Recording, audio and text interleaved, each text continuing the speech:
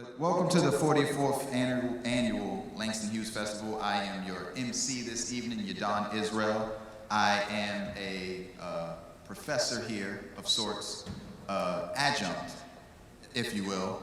I teach at the MFA program, a class on editing, and the way in which I learned about this festival was as an attendee sitting where you were sitting the year that Hilton Halls was honored.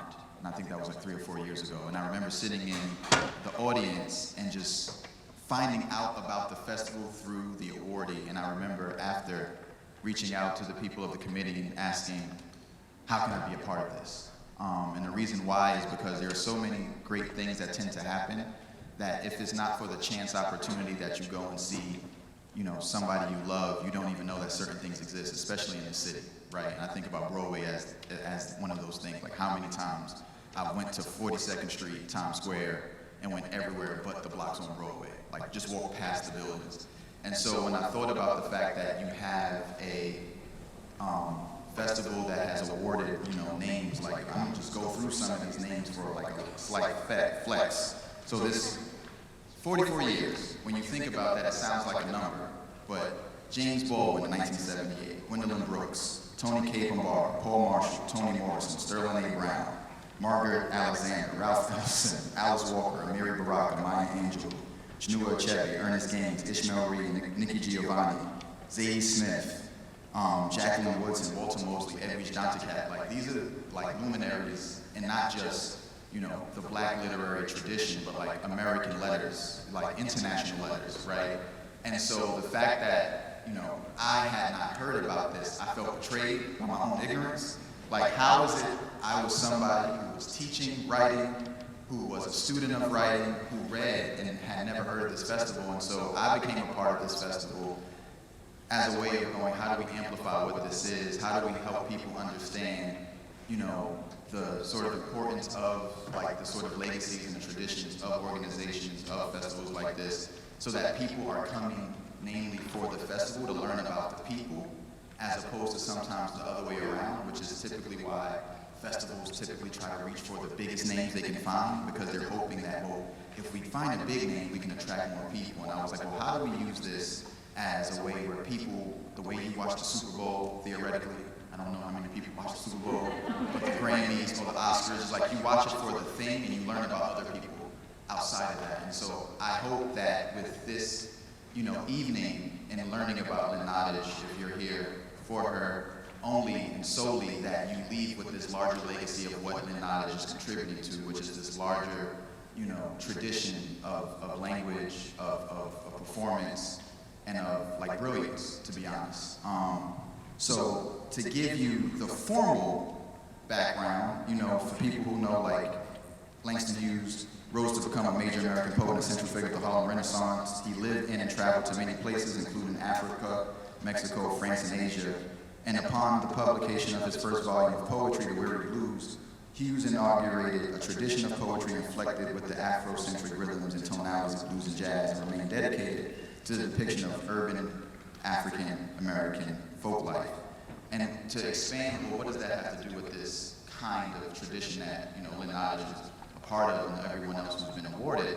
It's like people who were fighting for, and not fighting in a sense of violence, but insisting on our legacies, our language, our lifestyles, our experiences to be recognized on the international stage, right? Like when you think about art, and like art being in some ways both a mirror and a window, like art reflects back to us the worlds that we understand, but gives us insight into worlds we don't.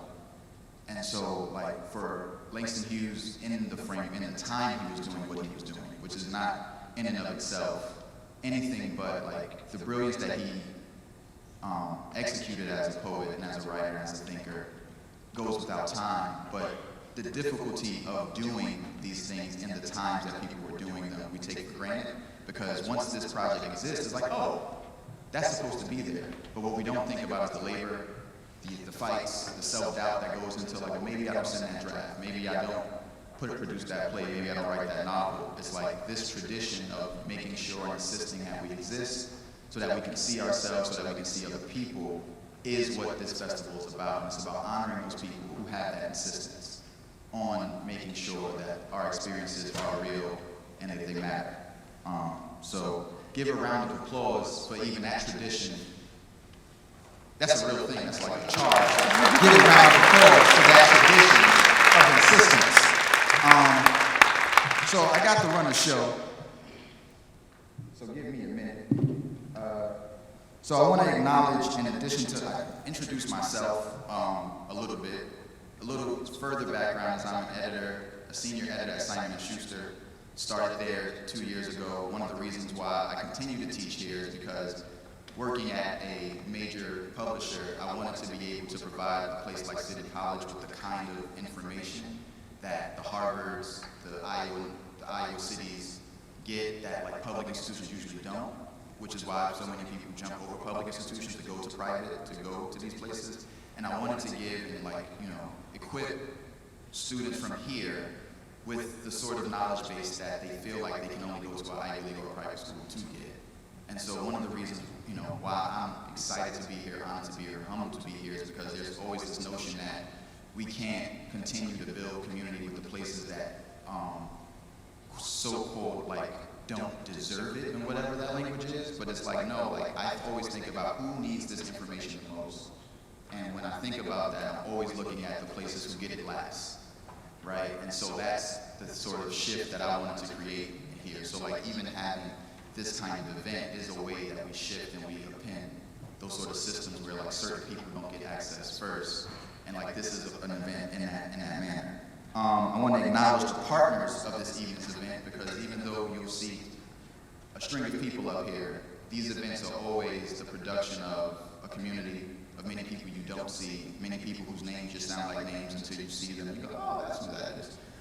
So the advisory committee of Vanessa K. Valdez, who's the director and associate provost for community engagement, Jody Ann Francis, who's the associate director of the Black Studies program, Michelle Valderas, who's the director of the creative writing and MFA program, David Unger, who's the director of the publishing certificate program, Emily Rabbito, who's a professor of English, Felice Niels, who's an instructor of creative writing, me. I'm going to leave that there, I'm talking enough.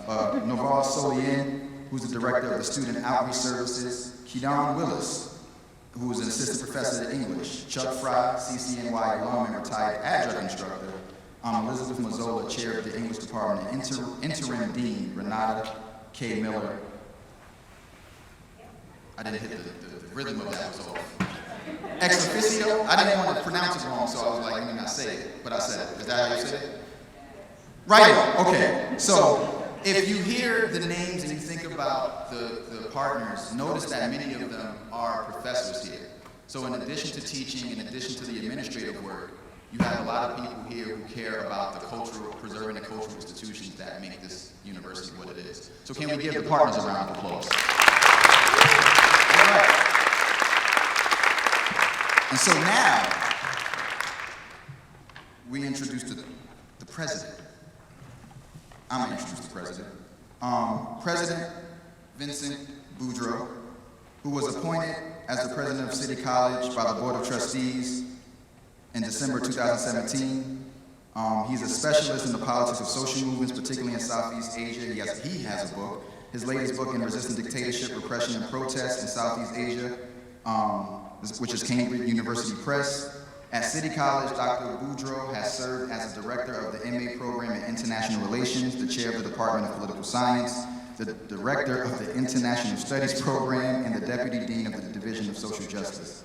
In addition to his academic work, he has undertaken projects with Action Aid Asia, Jubilee South Asia, and the Philippine Rural Reconstruction Movement, and has consulted for Oxfam Asia, Action of Economic Reform in the Philippines, and Freedom House. I don't know how this man sleeps. I don't know if he sleeps, but it looks good. Either way, can we have a round of applause for President Vincent Boudreau?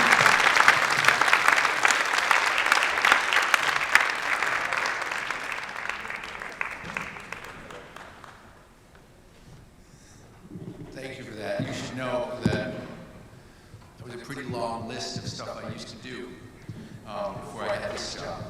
But I love this job.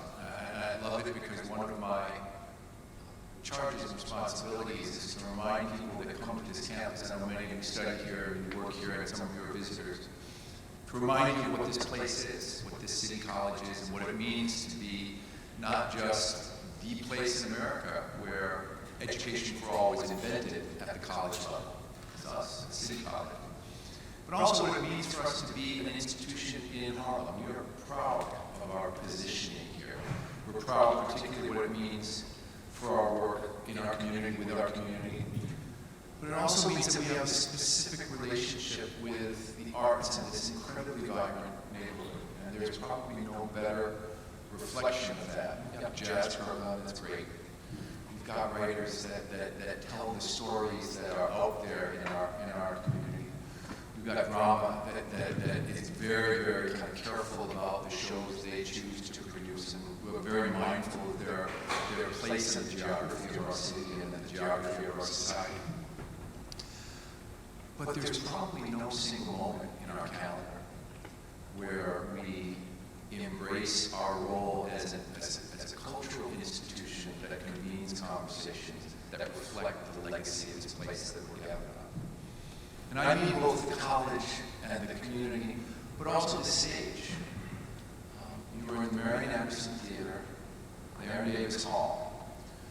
The first performance of which, when this theater was first opened, was Ella Fitzgerald and Mikhail Baryshnikov, replacing the duo that twice graced the theater that this theater replaced, which was Lewis and Stadium, where several times Aretha Franklin and Muhammad Ali appeared together.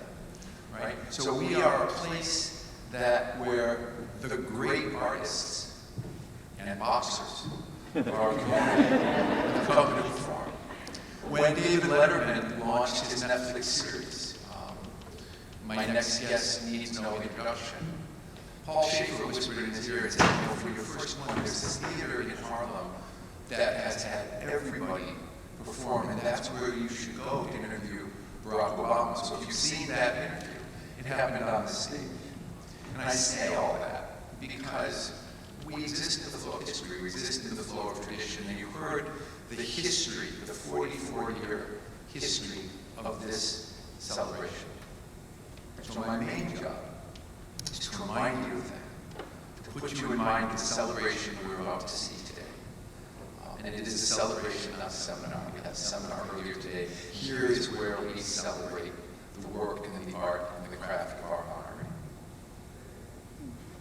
But just imagine, you are here in the 44th year of this festival, on a stage that has seen literally the very best writers, thinkers, philosophers in the African American and Caribbean tradition. So welcome to City College, welcome to Annabelle, to Aaron Davis Hall, and welcome to Langston Hughes Festival.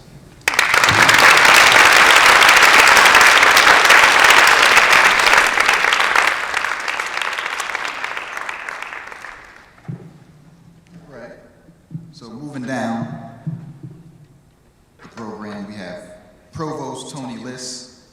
Provost Tony Liss is an internationally known physicist with research experience at the world's highest energy accelerators. He is the City College of New York's provost. He has served as interim provost and senior vice president for academic affairs since March 2018. Dr. Liss joined CCNY in the fall of 2013 as the first Martin and Michelle Cohen Dean of Science. During his tenure as dean, he reinforced the Division of Science's 5 departments with dynamic research active faculty, oversaw the openings of a new complex of science buildings on CCNY South Campus, and tirelessly championed faculty, student, and staff success. A fellow of the American Physical Society, Provost Liss earned his PhD in physics from the University of California, Berkeley in 1984 and holds a BA in physics from the Johns Hopkins University. He is a member of the New York Academy of Sciences and serves on the boards of the New York Structural Biology Center and Science and Arts Engagement, New York. Please welcome to the stage Provost Tony Liss.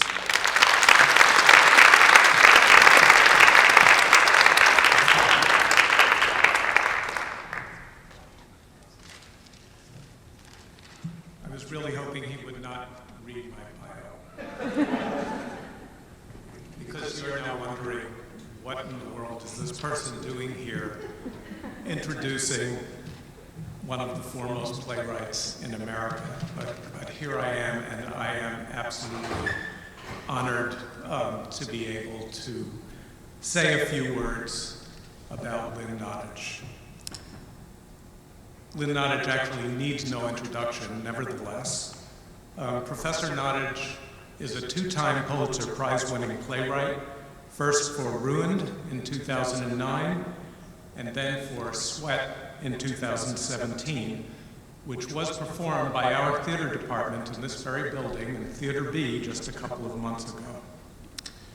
She also happens to be a MacArthur Award winner, a cover model for the New York Times Style magazine, professor at Columbia University, and a graduate of the High School of Music and Art.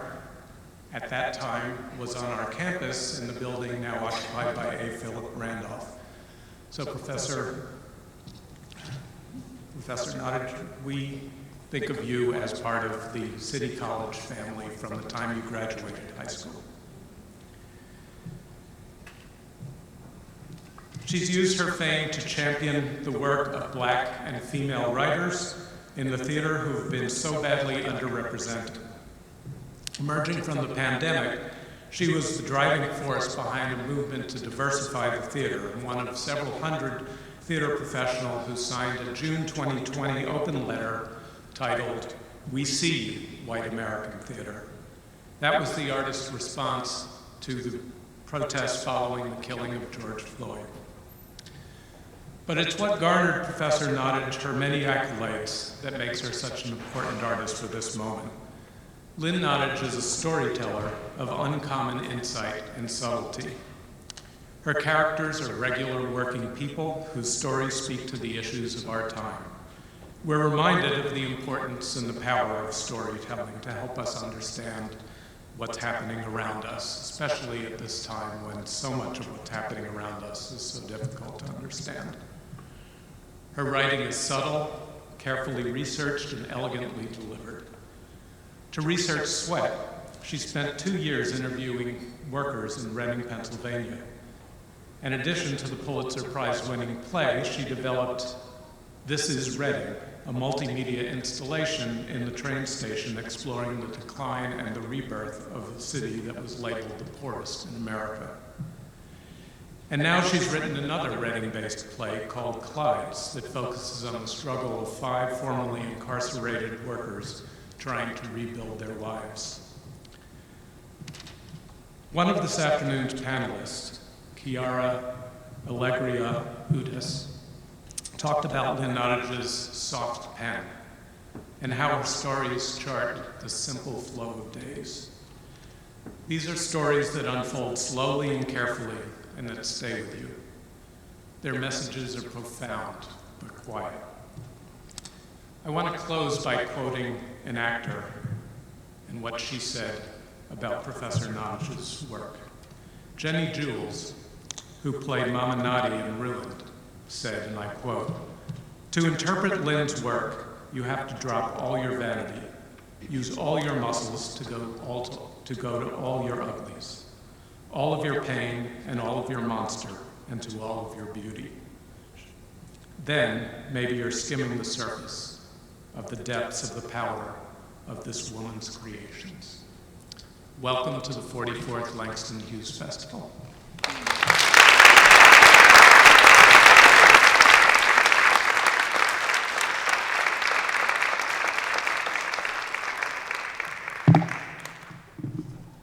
All right, how y'all doing? Doing, Lou? Yeah, okay, just keep the energy live. Keep the energy live.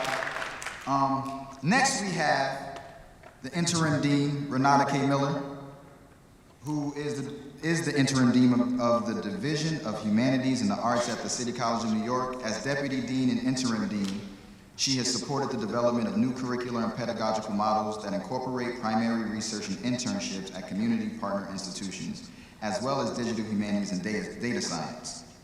This work has been supported with 3 major grants from the National Endowment for the Humanities in the last 3 years. She previously served as chair of the English department and also has extensive experience in faculty governance. A professor of English, she teaches and researches Victorian literature and culture, as well as the rise of disciplines in the 19th century. She is the author of The Victorian Actress in the Novel and on the Stage, and of a book on reinterpretations of Dr. Jekyll and Mr. Hyde. Please welcome to the stage Interim Dean, Dr. Renata K. Miller.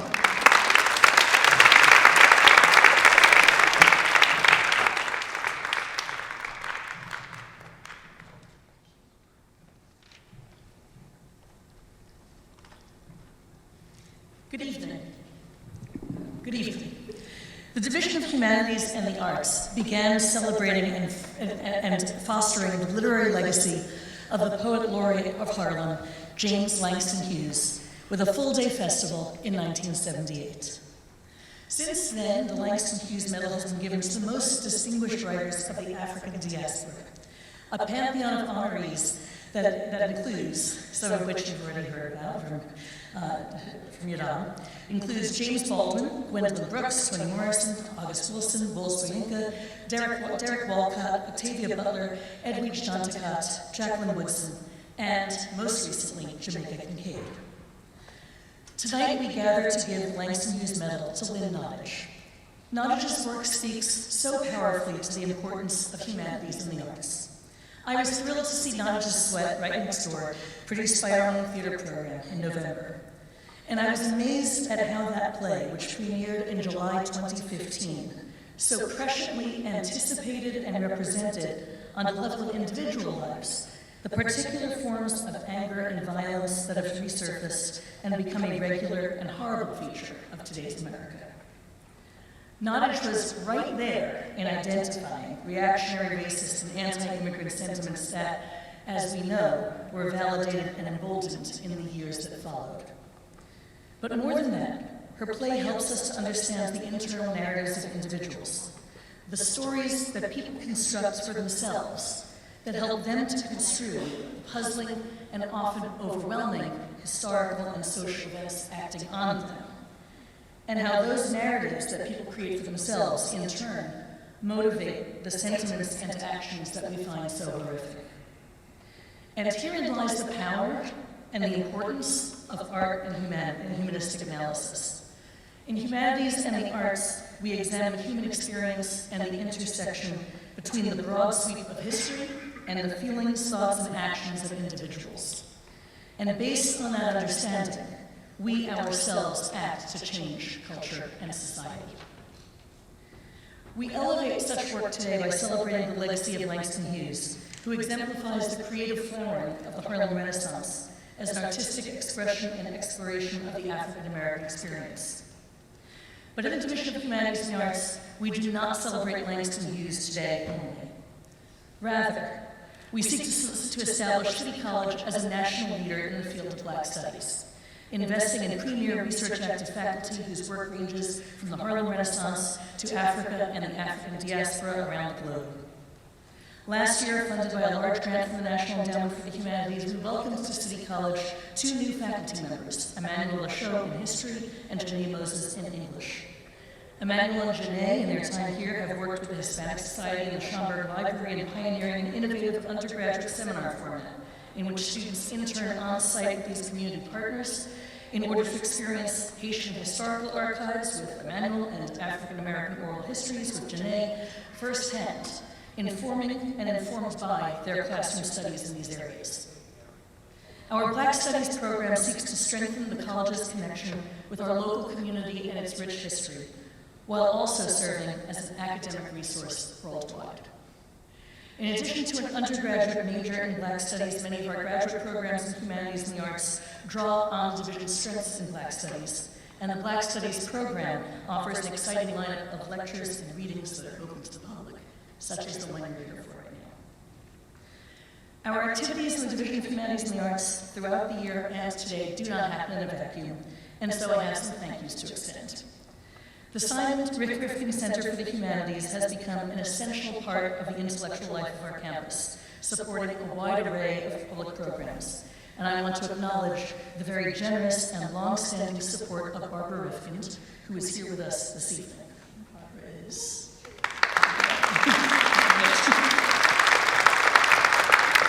Of course, President Boudreau and Provost Liss for championing the growth of Black Studies at City College.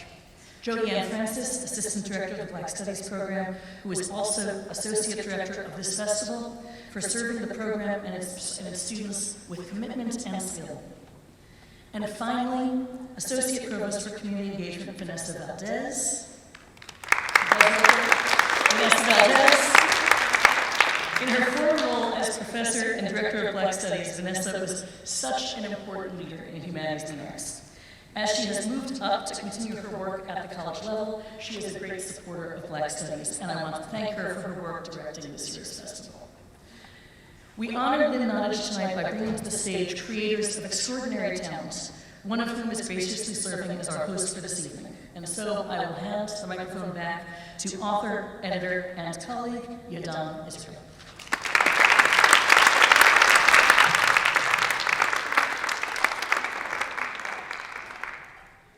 I don't know how many people saw the false cue. I heard the claps, and then I tried to run out, and then I realized she was talking, so I had to bust a U-turn. But I'm out here for real this time. Okay, are you ready for some music? I mean, that don't sound like y'all ready for music. All right. So now, this year's musical guest is the Harlem Chamber Players. I mean, come on, like this is. A lot of cool people here. All right. The Harlem Chamber Players is an ethnically diverse collective of professional musicians dedicated to bringing high caliber, affordable, accessible live music to people in the Harlem community and beyond. Founded in 2008, the Harlem Chamber Players annually presents a rich season of formal live concerts, indoors, outdoors, and online. They also promote art inclusion and equal access to the arts, bringing live music to underserved communities and promoting shared community arts and cultural engagement. They have been featured on national radio on WQXR, as well as the Green Space at WQXR and WNYC. The Harlem Chamber Players have also been mentioned in articles in the New York Times, the Wall Street Journal, The Guardian, Music America, and on NPR, NBC, and the Here and Now on ABC. The Harlem Chamber Players were awarded the 2022 Sam Miller Award for the Performing Arts. I asked them if they wanted me to read their personal bios. They was like, we just want to come out here and play. So that's what they're going to do for y'all. Give another round of applause for the Harlem Chamber Players.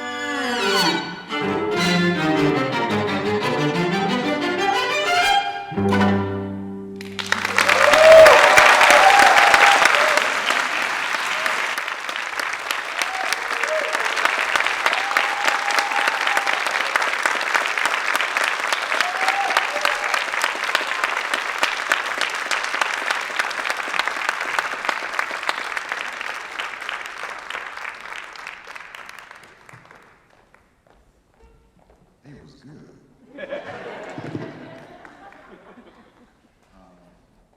I just always wanted to say that after a performance. Anybody seen Coming to America? That was good. All right. The one note I have to make, because the composers you don't see. So I wanted to highlight that the two composers who are black women, the piece that they performed was entitled Strum, and it's by composers Jesse Montgomery and Nkiru Okoye. So let's give them a round of applause. All right, now we got it. I'm up here like a DJ. I got so many things I'm cycling through. Give me 1 minute so we can keep this show going. How y'all feeling at this point in the All right. Y'all are so gracious. What is the... All right. So now, looking at the wrong part. All right. Yes, I get to introduce our, I forgot the words. Let me do this again. I get to introduce tonight's honoree, Lynn Nottage. Can we get a round of applause? So I prepared a little something. So I'm a fan of basketball. Any basketball fans here? All right. So some of y'all can follow this, but I'm gonna try to make this analogy work in a way where even if you don't follow basketball, you'll get it. So Carmelo Anthony talked about how Michael Jordan told him, you know, you can average 30 points a game if you wanted to. Carmelo, like, what are you talking about? He's like, it's easy. And it's like, of course it's easy. You're Michael Jordan. And he broke it down for him. He said, listen, you divide 30 by 4. What is that? 8 points a quarter, more or less. That's 2 to 3 shots. You get to the line 2 or 3 times, and you average 30. Carmelo laughed at him, tried to continue to play the way he played, which is young, undisciplined, running at the rim, just jacking shots up, right? And then he applied the principle, which was, I'm gonna just try to get 8 points every quarter. And he said that the year he applied that, he averaged 28, no problem. Now, what does Carmelo Anthony and Michael Jordan have to do with Lynn Nottage? I'm gonna tell you. 2022, last year, Lynn Nottage had an interview in the Los Angeles Times where they asked her about her productivity and how she was able to produce at a high level. And all these bios I'm reading is like, this person's the board of this, and they doing this, and on the weekends they doing this, and it's like, what the hell are they doing any of this? What Lynn Nottage talked about is the importance of compartmentalization, right? And when we talk about like these careers, the distinction between having a good piece of work and a body of work is about our ability to create practices that allow us to be sustainable, right? When you think about an artist, right, I think about Toni Morrison as one of the greatest examples of this. You think about the fact that Toni Morrison did not get her first bestseller until 17 years into her career. Her first novel, Blue Aside, only sold 2,500 copies. There was 17 years between Blue Aside and Beloved, 4 novels in between that. She doesn't get the Nobel Prize in Literature until 1992. So we're talking about 22 years before she's internationally renowned as an author. Now, one might ask, so what was she doing for 22 years? She was building her body of work. And now, in a generation like this one, where so many people are very much about getting the accolades and the acknowledgments and the world's favor, they're not building their bodies of work. They're waiting for the world to tell them that they have permission to do so, right? And so when I think about this quote that I'm gonna read you from Lynn Nottage's profile, I want y'all to think about like the difference between like the sort of act of creation in the short term versus like the sort of act of creating a cultural institution in the long, right? So what Lynn Nottage said is what I was able to compartmentalize and stay focused. What I told myself was, when I'm in rehearsal for intimate apparel, I'm only in rehearsal for intimate apparel. And I'm not going to worry about what's happening 20 blocks downtown at Claude's or at MJ. I did it with each show, and I think that's what prepared me mentally and emotionally because it was a Herculean task. Now, oftentimes when we think about tasks that are too great, we often think about somebody just doing all of it at one time, which is, when you think about it, what does that even look like? She doesn't have 8 arms, doesn't have 6 legs. She's a body like anybody and everybody else. She has a life, she has a family, she has her own things she wants to do that don't involve writing plays, producing plays, and those things. So one asks, how does one sustain a life? And the thing we don't think about is the pragmatic approach that we often have to take to our art the way we take to everything else. The same way we have our days that we do our laundry, and the same days we have our times that we do our running. If we thought about our art as part of our lives and not just our lives, it allows us to create a life in art. So I say that as a way of introducing Lynn, which I'm going to read her bio just now, as soon as I get to the page. I done messed up my own introduction, man. I set it up for myself. Sorry, y'all. So Lynn Nottage is a playwright and a screenwriter, and the first woman in history to win 2 Pulitzer prizes for drama. I'm gonna say that again. The first woman in history to win 2. Not first black woman, first woman.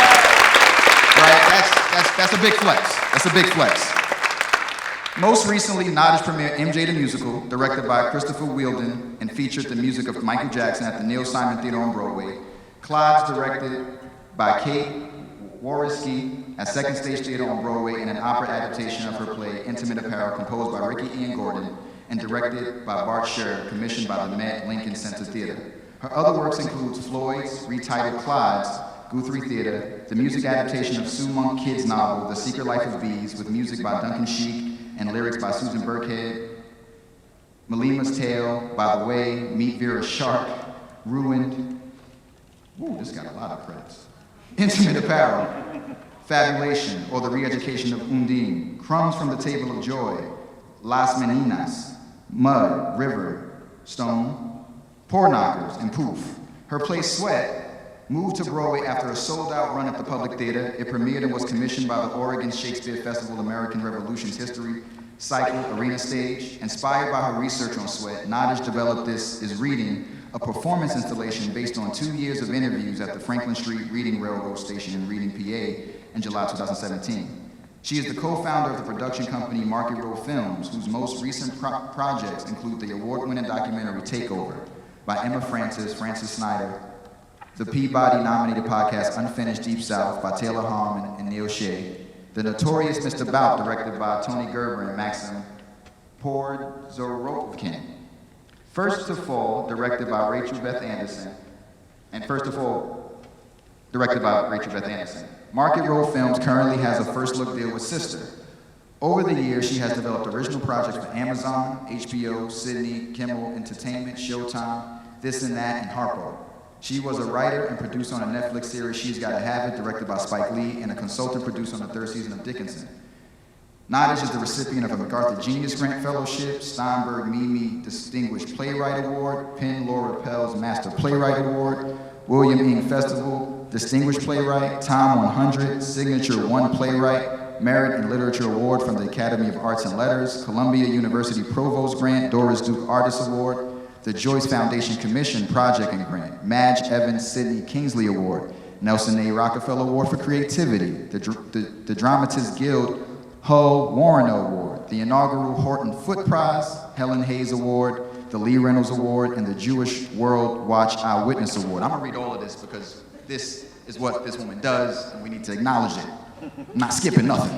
Her other honors include the National Black Theaters Fest August Wilson Playwriting Award, a Guggenheim Grant, Lucille Lordo Fellowship and Visiting Research Fellowship at Princeton University. She is a graduate of Brown and the Yale School of Drama. She is also an associate professor in the theater department at Columbia School of the Arts.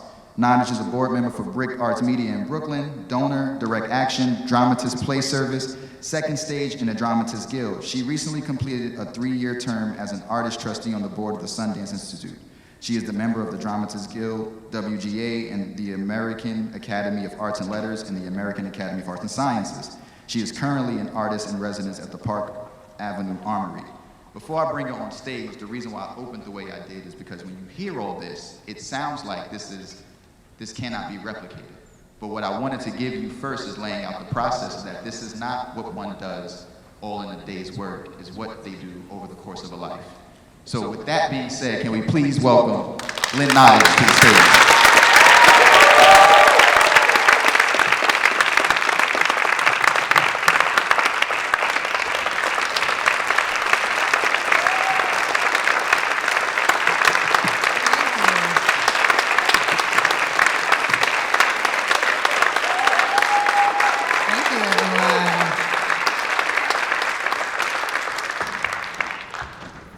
Thank you to everyone who's made this really beautiful evening possible, to the Harlem Chamber Players. That was astonishing, and I greatly appreciate being in the audience to hear that. Thank you to the backstage crew and the stage managers and the ushers and the maintenance folks and the organizers and all of the people in the audience who came out today, because I know that you didn't have to be here this evening, but I know that you came because you wanted to honor me, and I appreciate that.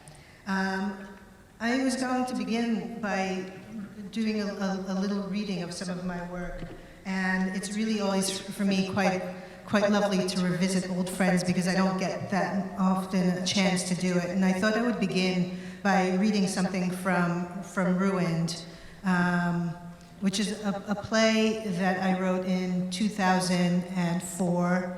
And it's set in a brothel in the Democratic Republic of Congo in the Ituri rainforest. And it's set during that civil war, which was protracted, and over 6 million people died. But where the play begins is in Mama Nadi's brothel, where she provides shelter to women who have been raped. And in exchange, she provides them with a meal and a place to stay, but they're forced to sell their bodies. And so this excerpt that I'm going to read is one of the women, Salimah, who has discovered that she's pregnant by a soldier who raped her. And her husband, who she hasn't seen in months, has come back to take her home. And so I'm going to read a monologue that she recites upon realizing that her husband is outside. Salimah: stupid man. Why did he have to come? He called me a filthy dog and said I tempted them. Why else would it have happened? 5 months in the bush, passed between the soldiers like a wash rag, used. I was made poison by their fingers. That is what he said. He had no choice but to turn me away because I had dishonored him. Why are you defending him? Then let him go. Do you know what I was doing on that morning? I was working in our garden, picking the last of the sweet tomatoes. I put Beatrice down in the shade of a frangipani tree because my back was giving me some trouble. Forgiven? Where was Fortune? He was in town fetching a new iron pot. Go, I said. Go today, man, or you won't have dinner tonight. I had been after that man to get a new pot for a month. And finally, on that day, that damn man had to go and get it. A new pot. The sun was about to crest, but I had to put in another hour before it got too hot. It was such a clear and open sky. This splendid bird, a peacock, had come into the garden to taunt me, and he was showing off his feathers. I stooped down and I called to the bird, psst, psst, and I felt a shadow cut across my back. And when I stood, 4 men were there over me, smiling, wicked schoolboy smiles. Yes, I said, and a tall soldier slammed the butt of his gun into the back of my cheek, just like that. It was so quick I didn't even realize that I'd fallen to the ground. Where did they come from? How could I not have heard them? One of the soldiers, he held me down with his foot. He was so heavy, thick like an ox, and his boot was cracked and weathered. It looked like it had been left out in the rain for weeks. His boot was pressing against my chest, and the cracks in the leather had the look of drying sorghum. His foot was so heavy, and all I could see were the others as they took me. My baby was crying. She was a good baby. Beatrice never cried, but she was crying, screaming. Shh, I said. Shh.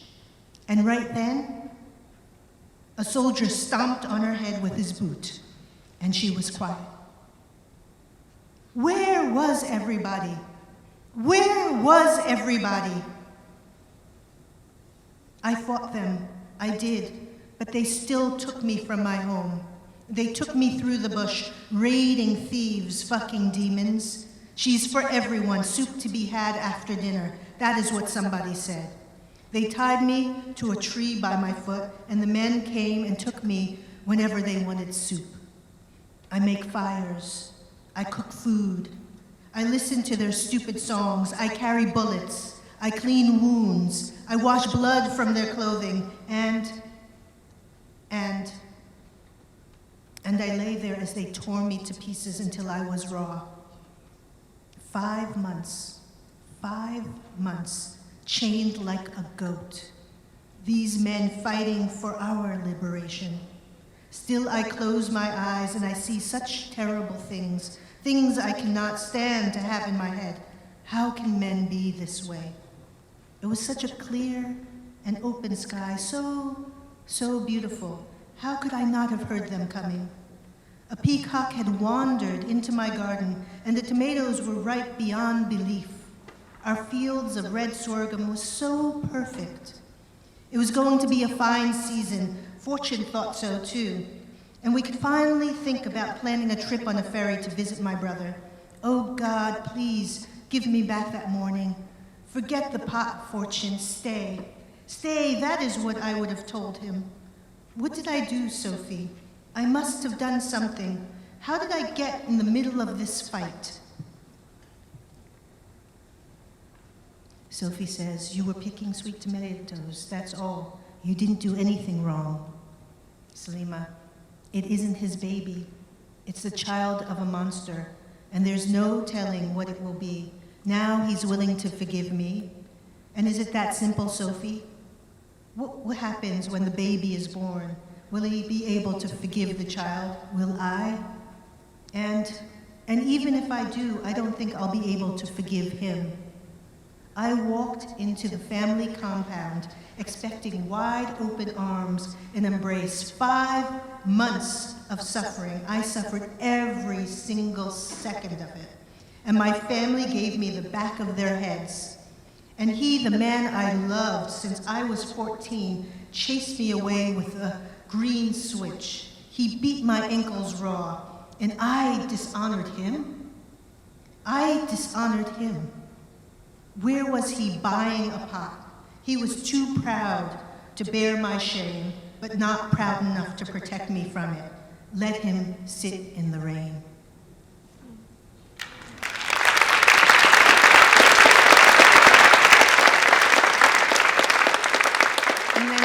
Next, I want to read an excerpt from Malima's tale, which I'll read you the beginning so it doesn't need much of an explanation.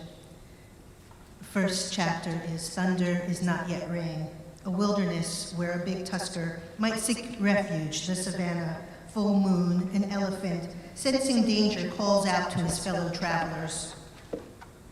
His name is Malema. When I was young, I was taught by my grandmother to listen to the night, really listen, for the rains in the distance, listen to the rustling of the brush, for the cries of friend and foe. She'd say, you must listen with your entire body. Feel the earth shifts under your feet when there's the slightest disruption, because how you listen can mean the difference between life and death. It's the truth of the savannah, something we all learn at a very young age, sacred words passed from generation to generation, like the stories of the verdant time before the violent crackle, before the drought and the madness, a time of plenty when the plains and rivers were owned by all, a time recalled by my grandmother with such alacrity that one needn't be nostalgic. She'd say, if you really listen, our entire history is on the wind. Malema listens, feels the night with his entire body, feet, ears, noise, movement. Slowly, layers of sound of the savannah fill the space, the crickets, the orchestra of wild animals, cowbells, whistles, and the faraway sounds of the Maasai. Even now, I can hear the remnants of stories told by Long Ears, the elder, who knew where to find the sweetest acacia trees, or the cool, dark mud that was said to keep him ageless. When pushed, he'd tell us of how once he roamed so far from the land that it took him 1 year to find his way back home through the thorny thicket. He returned with stories of rivers so wide they couldn't be crossed, trees so tall they'd do battle with the sky, and a sea of bobbing beasts and men. He'd walk across the world with no fences, no roads or resistance. We listen, though no one here believes such a far-fetched tale. He listens, enjoying. I can hear the remnants of laughter, happiness that comes with the rains and reunions around the watering holes, each hole a memory, a meaning, a sweet encounter, a fight, a friendship. I can hear my mother calling me handsome, but it was a warning that I'd come to understand as my tusks grew longer and more perfect than my brothers and sisters. I hear the first thunder that awakened me to fear, my first sneeze that accompanied the acrid stench of men. I hear the angry words exchanged before fighting Coco and Biaggi. We fought until we grew so tired that our only recourse was to become good friends. He made me laugh harder than any creature, even the gossipy egret, who for a season clung to my back like a blemish.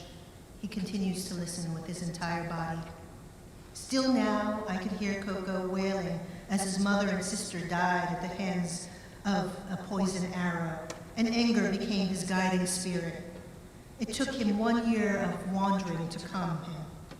And I hear the song of beautiful Mumbi by the river Mumbi, elegant and quiet, brown liquid eyes. I chased her smell for a week before she succumbed to my charm.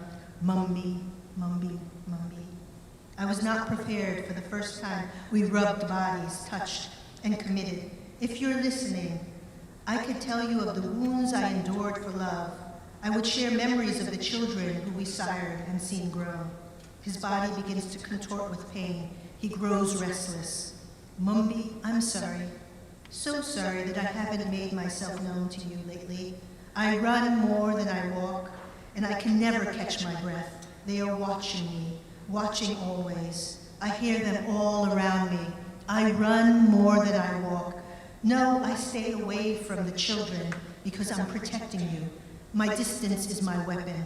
I'm a shadow warrior all around, listening to the sounds of the night. I hear everything. I hear you. I hear you. He charges across the stage, a warrior, a battle cry. Ah! He collapses and writhes in pain. He gets up and charges again, a battle cry. Ah! He collapses. Thank you.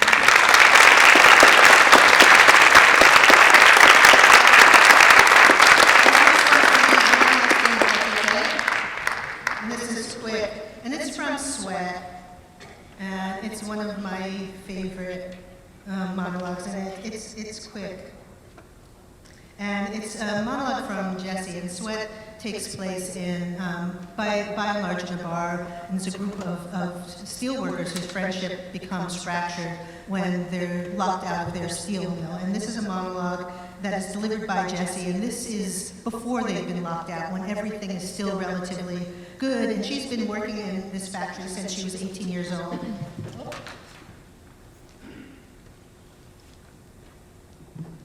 And it's her birthday, and she's recounting a memory with her friend Cynthia. She says, "Hey, Cynthia, you remember that first day we met?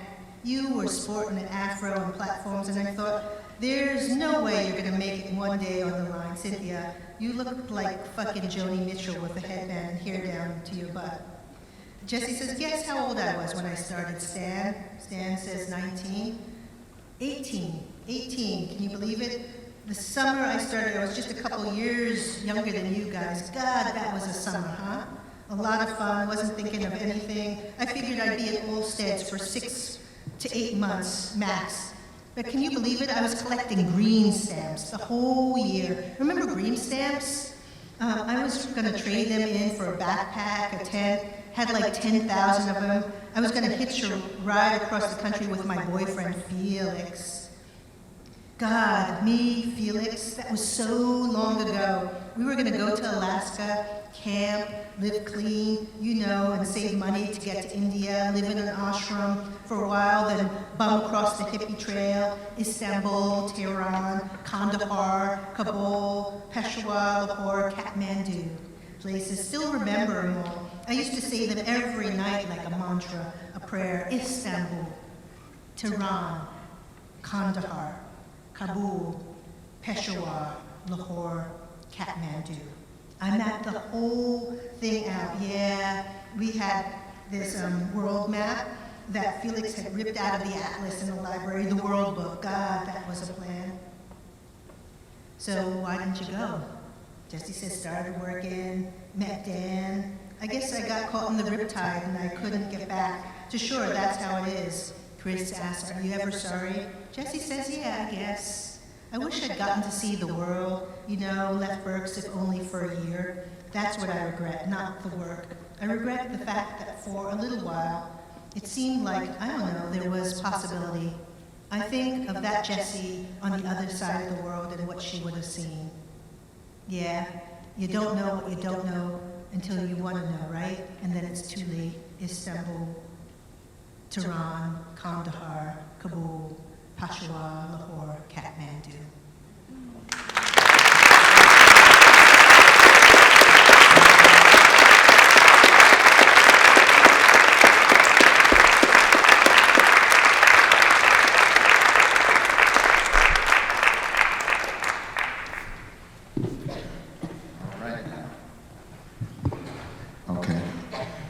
How y'all doing? Y'all still with us? All right. Okay. All right.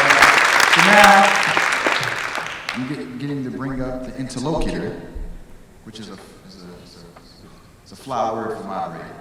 It functions the same. It just sounds better. Salamishah Tillet. Did I pronounce it right? All right now. I have an introduction for her as well. So I know she wrote this brilliant book about The Color Purple. So I know Alice Walker is one of her peoples. She's one of mine too. So I wanted to read a quote, because I always want to make sure that people leave with more than just the event, but they leave and they're able to take something home with them that extends beyond tonight. So there is, one of my favorite essays from her is from this book. Her in question is Alice Walker, and she wrote this collection of essays called In Search of Our Mother's Gardens. And my favorite essay in there is the unglamorous but worthwhile duties of the Black revolutionary artist, or the Black writer who simply works and writes. And there's a quote in there where she writes, "The real revolution is always concerned with the least glamorous stuff, with raising a reading level from 2nd grade to 3rd, with simplifying history and writing it down, or reciting it for the old folks, with helping illiterates fill out food stamp forms, for they must eat, revolution or not. The dull, frustrating, hold on one second, sorry. The dull, frustrating work with our people is the work of the Black revolutionary artists. It means, most of all, staying close enough to them to be there whenever they need you. Now, in context of this work, one of the biggest contributions Alice Walker produced was not even anything she had written, so much as who she brought back to the public consciousness. For those who do not know, she has a brilliant essay called In Search of Looking for Zora, where she literally flies down to, I think it's Eatonville, Florida, and finds the unmarked grave of Zora Neale Hurston. Now, at this time, Zora Neale Hurston had died died poor, on welfare, like the literary establishment, artistic establishment turned their backs on her, and Their Eyes Were Watching God, which is now an American classic, was considered to be a book that portrayed Black people in a light that was not aligned with the respectability politics of the Harlem Renaissance. There was, a thought about how Black people should look and be a credit to their race, whatever that means, which is like kind of internalizing the gaze of an other. And, Zora Neale Hurston was like, I want to present us as we are for ourselves. I'm not necessarily concerned with the white gaze, I'm concerned with how we see ourselves. And she paid a price for that by dying in obscurity. Now, Alice Walker devoted physical time to go fly down, find this woman's unmarked grave, and bought her a tombstone. And then in addition to that, she taught her as a professor, put her on a syllabus. So when you think about institutions like this, you gotta think about what it means to be in a place where you can take somebody who people do not know, and she taught a generation of writers, of scholars, who ended up bringing that woman literally back to life, right? So the reason why we have our classics is not just because they are written, but it's because of that unglamorous, boring work that people think doesn't matter, right? And so Salamishah being in that tradition, I have an interview from her, she did with Elle Magazine, when they interviewed her about her book. And she talked about the whole thing that Alice Walker represents, which is centering Black women and girls. And as much as we would like to think that that is an easy thing to do, like showing you from Salamishah to Alice to Zora and people before her, that investment to pay attention to people for whom very few people want to pay attention to, very few people look to pay attention to, there's a heavy price paid for that labor, and it's often thankless labor. And yet there are people who do it not because people are looking for gratitude, but because of its necessity. And so that whole notion of the revolutionary artist, we think of, or sometimes the notion of revolution is that it has to be this big, grand, sweeping gesture.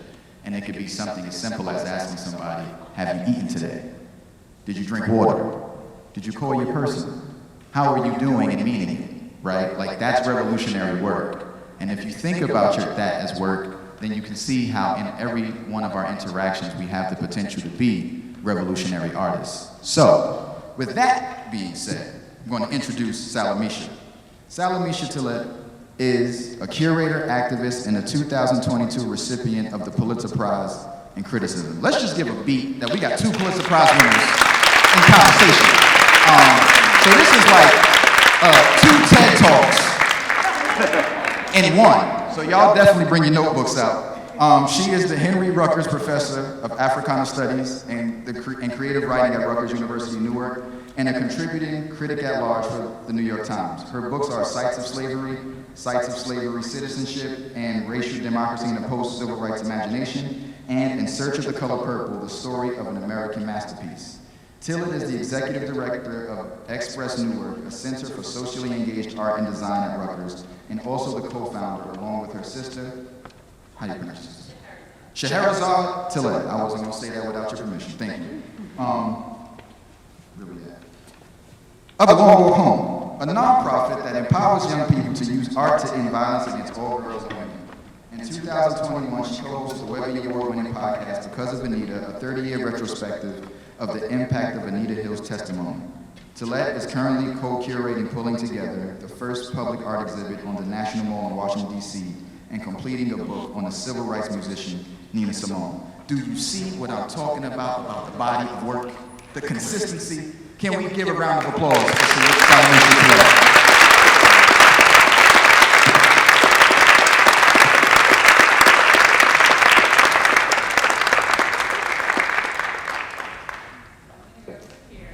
Oh, I thought, okay, so they gonna talk. I thought you was gonna say something. No, just sit. I messed it up. All right, so they gonna talk. We gonna listen. In conversation.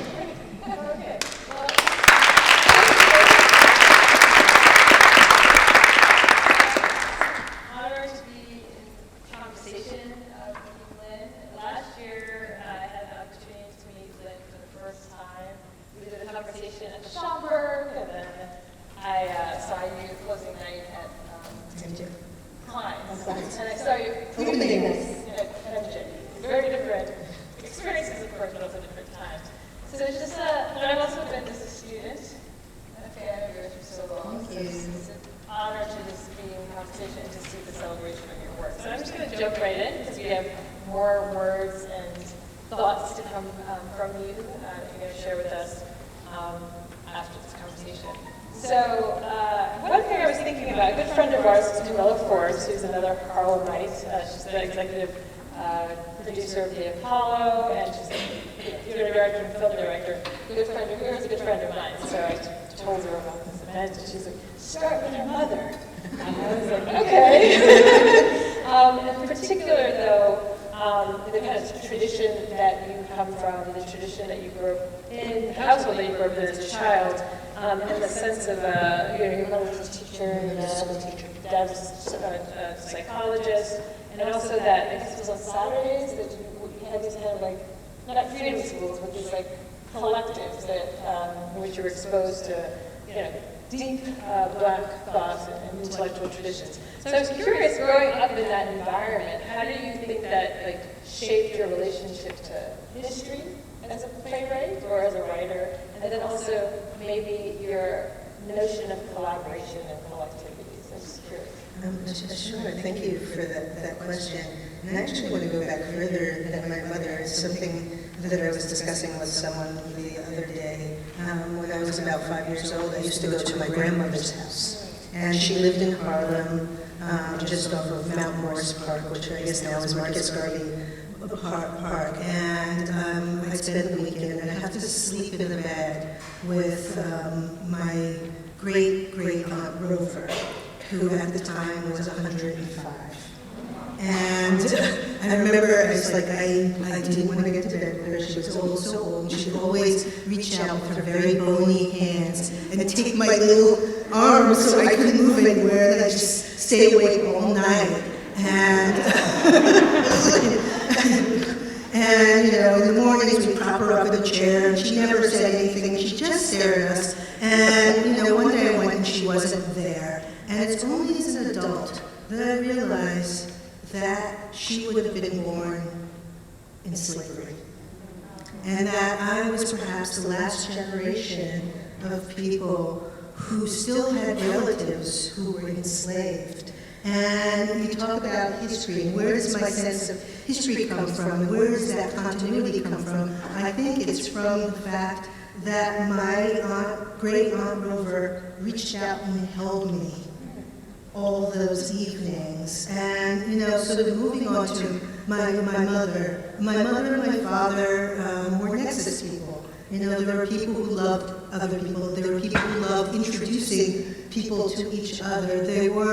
My mother was an elementary school teacher who later became a principal at the school where she went to elementary school and where my grandmother went to elementary school. My father was a social worker. Yet they cultivated a really wide, interesting collection of friends, ranging from artists and musicians and teachers and intellectuals. And it was really important when I was very young for them to steep me in the history of Black culture, and I feel so indebted to both of them. I remember when I was very young, my mother, who was an educator, she used to color in all of my picture books brown.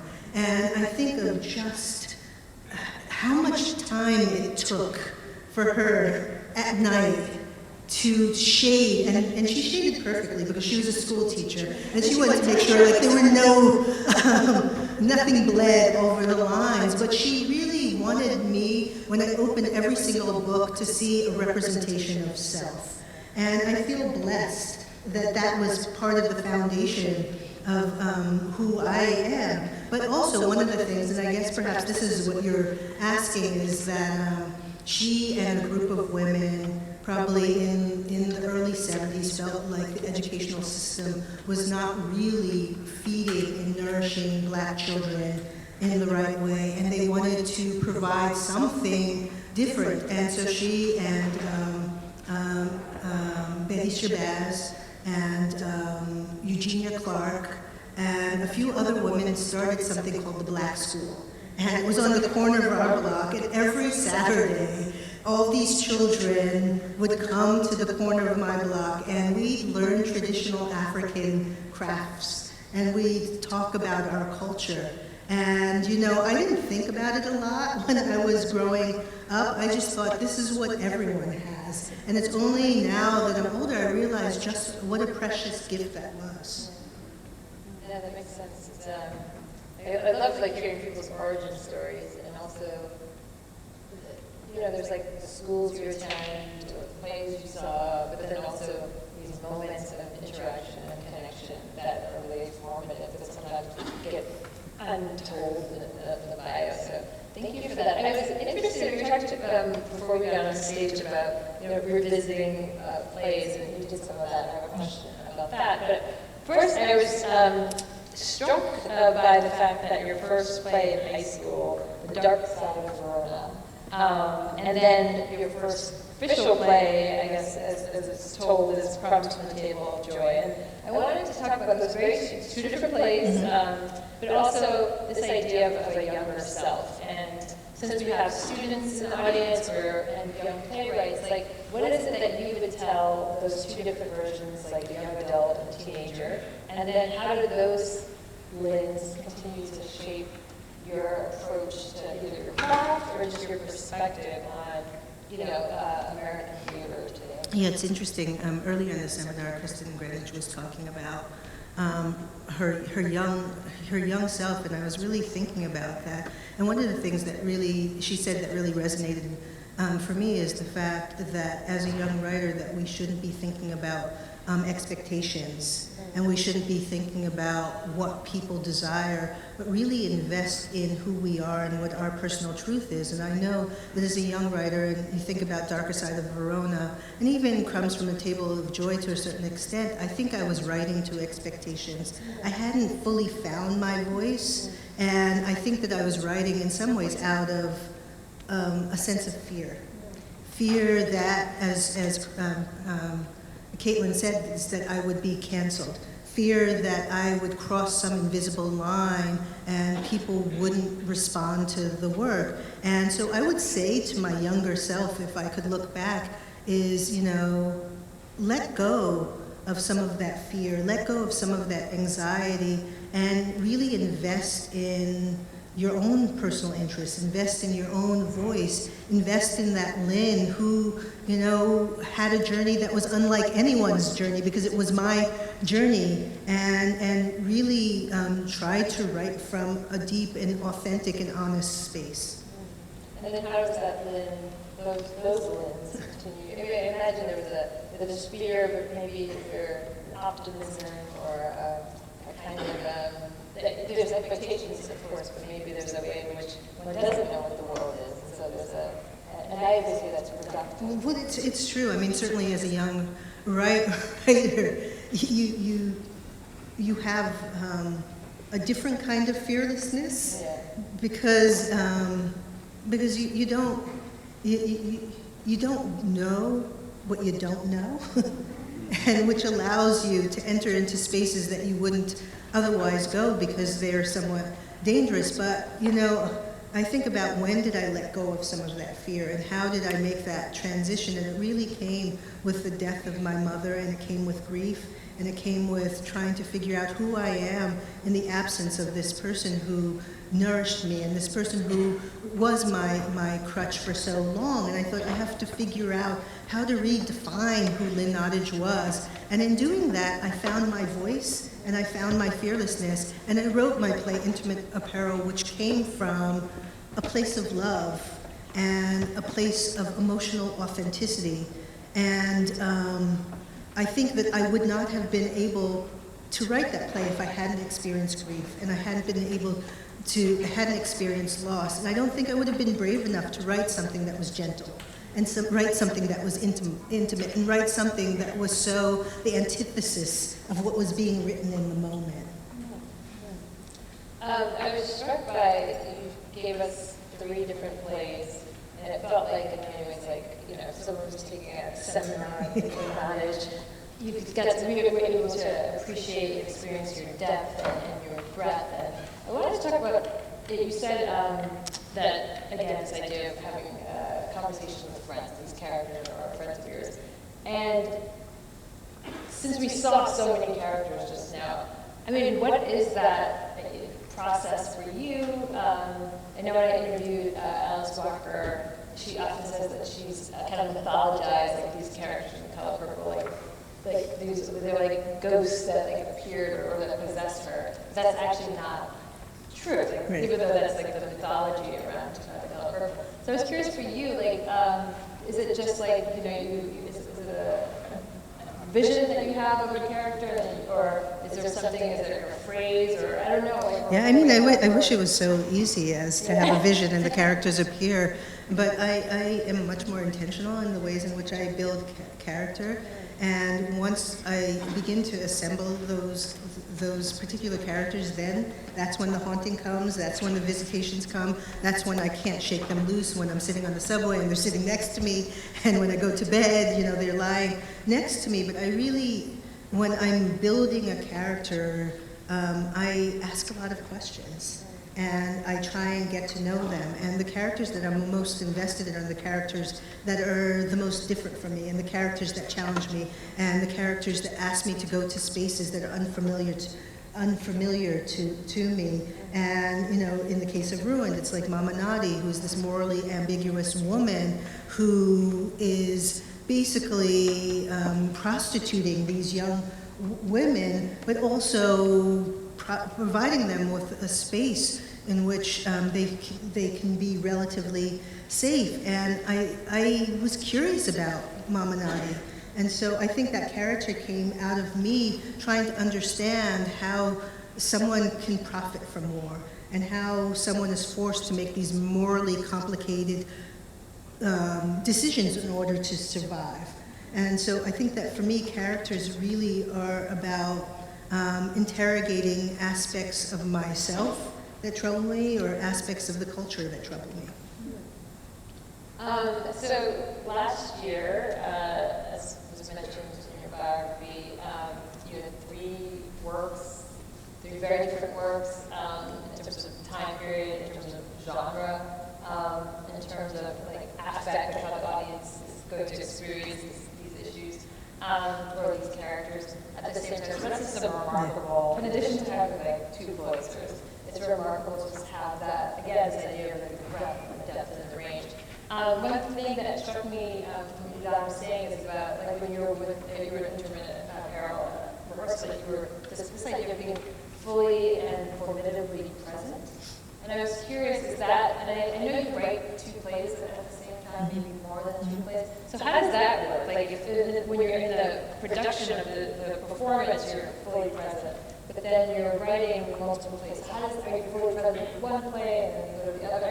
I find this astonishing as someone who's as someone who seems like they're doing multiple projects at once and no one understands how. I don't know how you do it. I guess I have ADHD, and so I don't know any other way to do it other than to, my brain is constantly moving, and I think in part I was a workaholic. Yeah. I recognize it. Yeah, it's that I feel, and it's something that I've come to embrace, is that I'm someone that needs to be in constant motion. Yeah. Even though I'm a very calm person on the outside, inside it's like, get going, Lynn, get going, keep going. But I think something that's been really helpful for me in the last couple of years is that I began meditating, and I began investing in a mindfulness practice, which really helps me move through the world in a much more intentional way, and really helps me compartmentalize and think about being super and hyper present in the moment, so that I'm not thinking about what's in the future. I'm not thinking about what's in the past. I'm thinking about being here with you and looking at this audience and feeling the energy. Not worrying that, I have to teach tomorrow and finish my student plays, reading my student plays. But I think that's what allowed me, when I was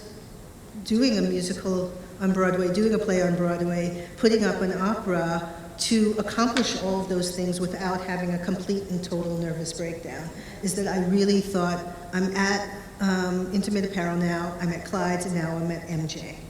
Yeah. And I think that, to answer your question about the two plays, I think that it's a similar practice. I'm here, I wrote, for instance, Ruined at the same time. I was writing By the Way Vera Stark, but there were really different muscles. It's kind of left brain, right brain. One was a drama, and I was forced to go to a place that required me to enter a space that was difficult to dwell in. Enter a space where I knew that if I stayed there too long, I might experience some form of trauma. Whereas By the Way Vera Stark was a screwball comedy, and when I went there, I could laugh. And so I think in some ways, By the Way Vera Stark provided release and escape. And the same was true when I was writing Intimate Apparel and Fabulation, is one provided an escape valve for the other. Even if they're completely different kind of worlds that they're feeding off, or at least creating a possibility for each other. Yeah. That they're in conversation with each other, and they don't, in my mind, and they're interlocked, In my place, they're intertwined, and I don't think of them as being separate. I think of them very much as being in conversation. Yeah. Wow. So I read this article in the Times, and it says, well, maybe it's the Times, your regret is not being able to play upright bass, is that? Yes. Okay, so I just want to make sure that's true. And then also, it made me think, obviously, we opened this wonderful performance, but the kind of the musicality of your work, not just in terms of obviously the lyricism of your language and your characters and how they appear and live on stage, but also just you as a fully interdisciplinary artist.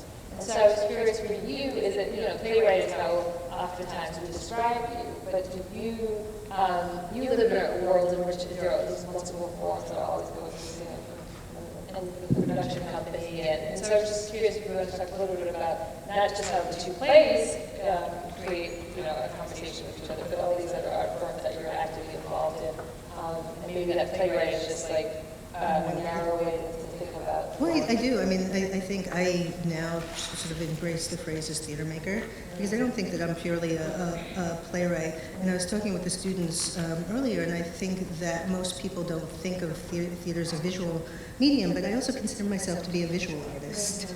And I create work that incorporates music, always has, even before I began formally writing musicals. And I began my career as a musician. And so I think it's really hard for me to separate all of these pieces. And I feel as I move forward as an artist that all of the things that interest me are beginning to combine and cohere in a completely new way. But the theater is multidisciplinary by nature.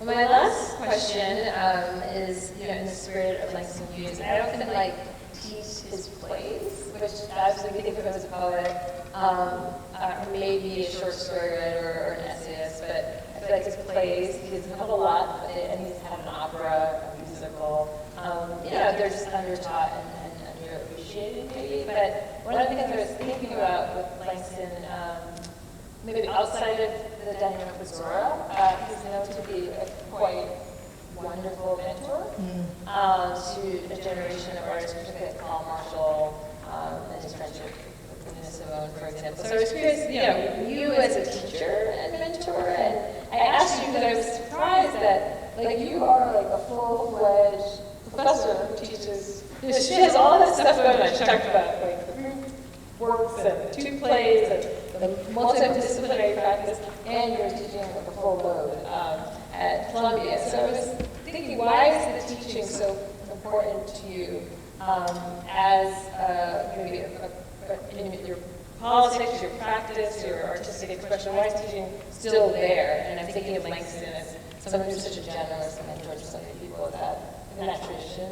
Yeah, I mean, recently I've been asking that question. Yeah, I'm so busy. It's like, why am I still teaching? But I do think that teaching is very much an extension of my practice. And at this point, I can't imagine not teaching. I can't imagine not being in a laboratory with all of these young people and exchanging energy and talking about craft and wrestling with questions that I have. I designed a class called American Spectacle, looking at theater outside of the proscenium, and I very specifically designed this class to answer questions that I had and that I was grappling with in my own work. And you know, it's interesting because I feel like I've begun to answer some of those questions, and it's now time for me to introduce a new class. But I don't know what that new class is going to be, but I still need that laboratory, and I still need that conversation with young people. And also, what I find is it keeps my mind fresh. It's like the vocabulary is different, the aesthetics is different, their needs are different from what my needs were. Yeah, that makes sense. I feel that too. So I think that's the end of our conversation. There's more to come, but I think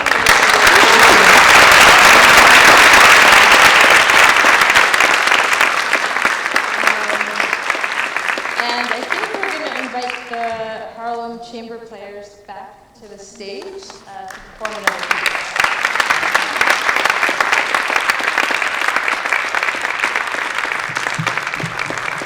No, I appreciate that. I appreciate that.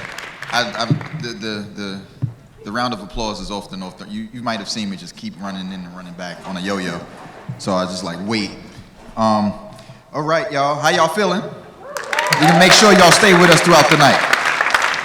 So we are nearing the last leg of this marathon of an event. So as Salamishah said before, we're going to welcome back the Harlem Chamber Players for their second performance. This time they will be performing Free Movement for String Quarter by Nkiru Okoye.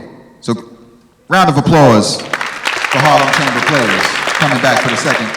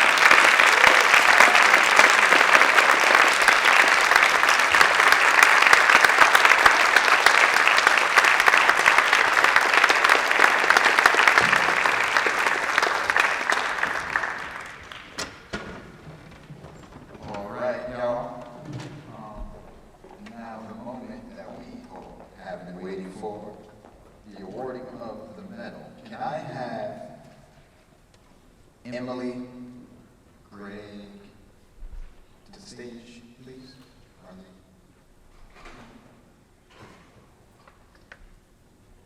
Are they coming in to see? Huh? So, Michelle, come to the stage. Yeah, you come on with that. Like, yes.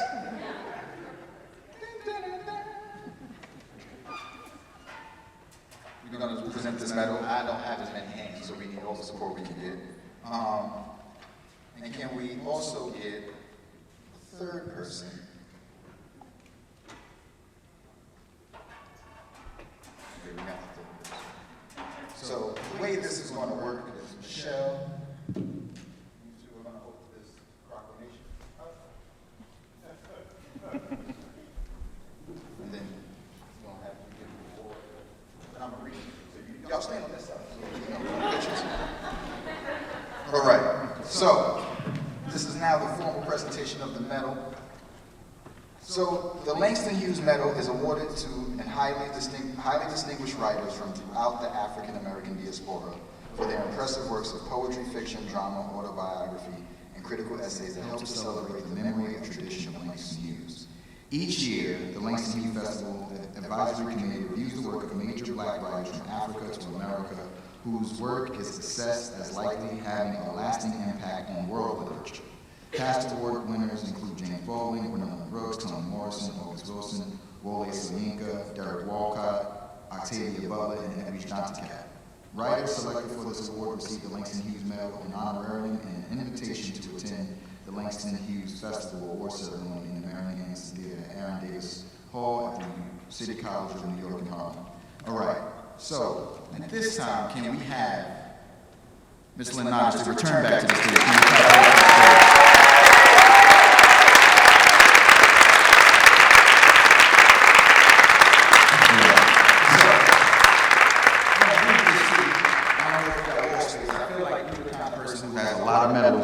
And a lot of decrees and whatnot. So we are proud to acknowledge those individuals and organizations that are committed to improving our city and have enriched the community. And whereas, as a noteworthy playwright and screenwriter, Lynn Nottage remains the first and only woman to have twice won the Pulitzer Prize for drama. And whereas, I can't keep laughing.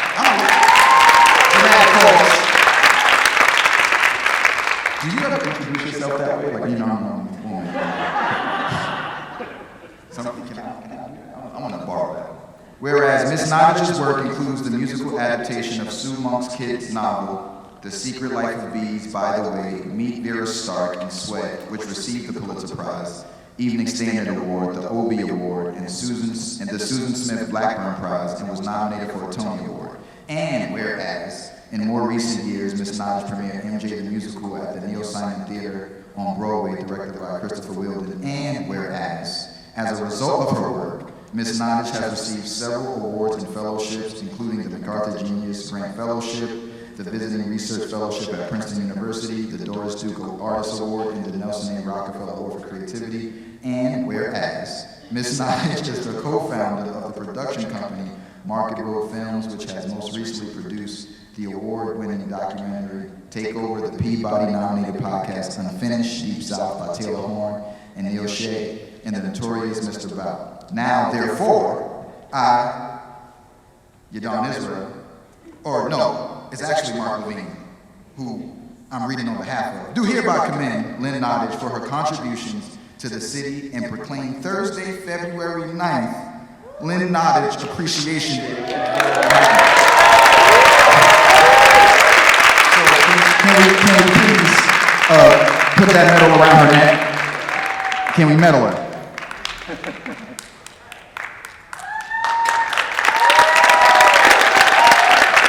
And present her with her proclamation. You know, 2 Pulitzers in a day. Tell the people how you feel.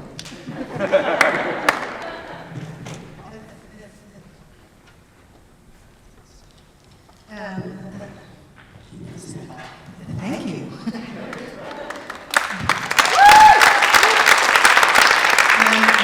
I won't speak too long, And I really embrace this honor for a multitude of reasons. One, I went to high school a block and a half away from here, as it mentions, and I always looked up at this university with a real sense of wonder. And secondly, one of my mentors and professors at college was George Bass, who was the executor of Langston Hughes' estate. He was my very, very first playwriting professor. He was the very first person who invested in me as a writer, and he let me know that what I had to say was valuable and necessary. He was a conjurer and a mystic, a nurturer, and he believed that making theater was a spiritual practice. He introduced me to the joy and healing potential of theater and understood the sacred contract between audience and the storyteller, that a playwright, a griot, still plays a very important role in our culture today. And he was the one who taught me this. And I just wanted to share a really quick story about George Bass, which I think relates to this evening. When I was in college, I took this very wild course with George Bass about rituals and theater making, and we were encouraged to probe the archive and create research based on work steeped in folk tradition, which I think really became inspirational for my own practice. And one day we performed our final projects. He asked us to circle up and close our eyes. And he said, there's one last part of our performance ritual. And then he took out this drum, which was a talking drum, which he always beat when he really liked something a lot. And he slowly walked around singing the Negro spiritual, and then he stopped. And he touched each student, and he asked us to open our hands. And then he just gently placed something inside of our palms. And when we opened up our eyes, we saw that we were holding this small, white, brittle object. And George said, "You're holding a piece of Langston."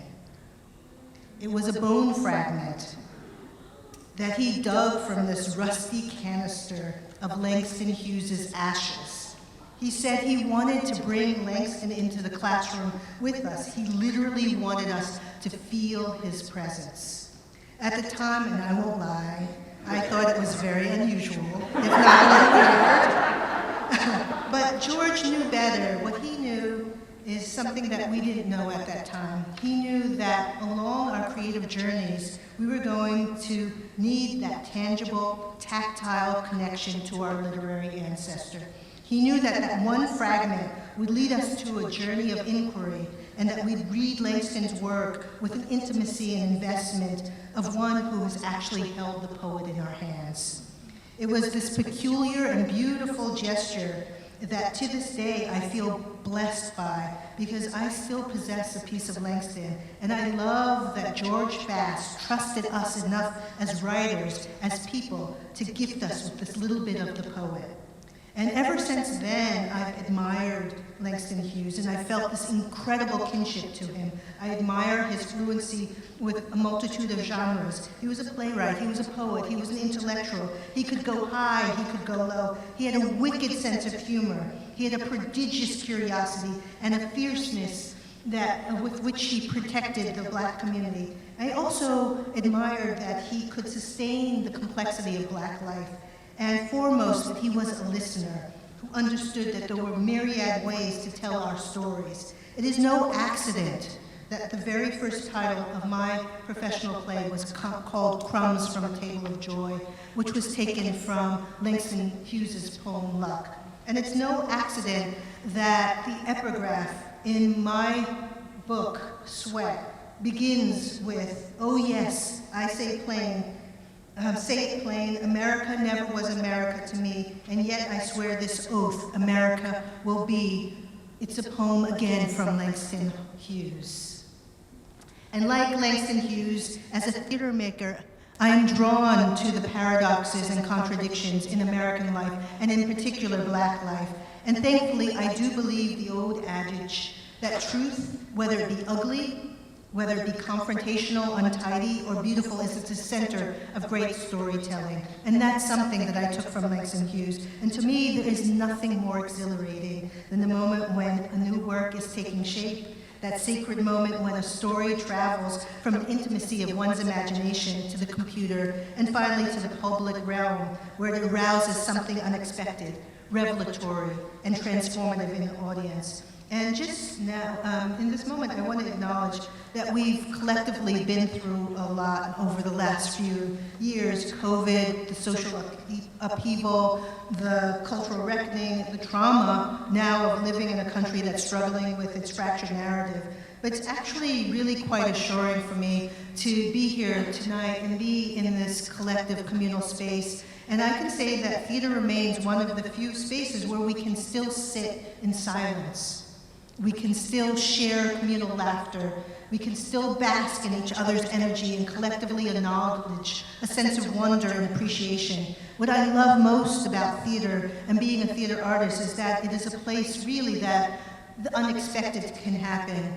And it's, at best, it's dynamic and it's astonishing and it's captivating and it's emotional. Theater can be political, it can be personal, it can be neither. But at its very least, we always demand that theater be in a robust conversation with the culture at large. And if you allow me to say this, at times like this, in which we are particularly struggling, we need our artists to be very active participants in the public discourse. I feel now more than ever, it's really important for us to create work that reflects and illuminates the diversity of our culture. When we move beyond articulating our frustrations with the present situation, we must become agitators and do something that brings about change. I've come to realize something, is that my role as a theater artist is to approach my craft as an anthropologist, as an activist, as an exhibitionist, as a visual artist, as a prosecutor, and ultimately as a healer. And I love this quote from director Peter Brooks. He said, "Drama is exposure, it is confrontation, it is contradiction, and it leads to analysis, construction, recognition, and eventually to an awakening of understanding." And I'm constantly asking myself whether I'm stretching to see the world in new ways. I also believe that now is a moment for bravery on the part of both artists, theater artists, academics, and their champions, for us to stop following the path of least resistance and to stop allowing our voices to be molded and manipulated by the marketplace demands, and to find that unbroken trail that takes us someplace unexplored, inviting dangerous and liberating ideas. We are at a really perilous crossroad. Books, plays, ideas are being attacked, censored, and banned. Our truth is being questioned, diminished, and even disappeared. And now, more than ever, we must push against the repressive voices and figure out strategies for placing our reality, our vision, our narrative center stage. We can't be fearful of the outcomes, because unless we push back with our words, we face a future where we no longer have space to authentically tell our stories. As a playwright, sometimes I feel like a literary outlier, and I realize that when I was young, I wrote to escape. And as I get older, I now realize that I write to understand what I was attempting to escape, which has brought me closer to myself. And just to end, I have to say it's an immense honor to join this illustrious list of people who've received awards: James Baldwin, Zadie Smith, Rita Dove, Gwendolyn Brooks, Alice Walker, Hilton Alls, August Wilson. Just saying their names fills me with such love and such joy and is giving me life. They nourished me, they inspired me, and they emboldened me to write. And I'm kind of blown away right now that I'm part of this cohort. And I was so nervous this evening. Well, actually, I was so nervous about this evening that a week and a half ago, I actually broke out into shingles. It's true. But I'm really glad that the universe was generous enough to heal me in time to accept this beautiful medal. And finally,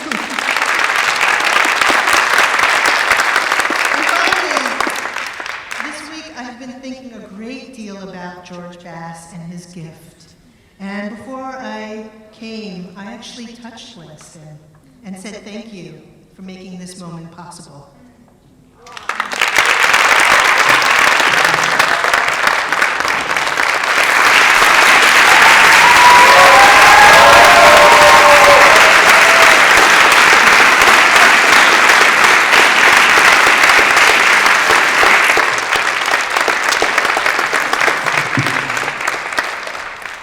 at this time that I would like to say thank you for coming. We want to give an abundance of gratitude to the University of City College for hosting this event, the president, the provost, all the partners, all the participants, the Harlem Chamber Players, and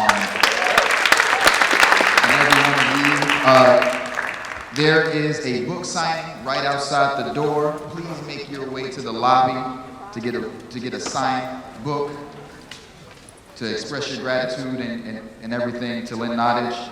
And we welcome you to the next Langston Hughes Festival in November of this year. So thank you, have a good night, get home safe, and thank you for coming.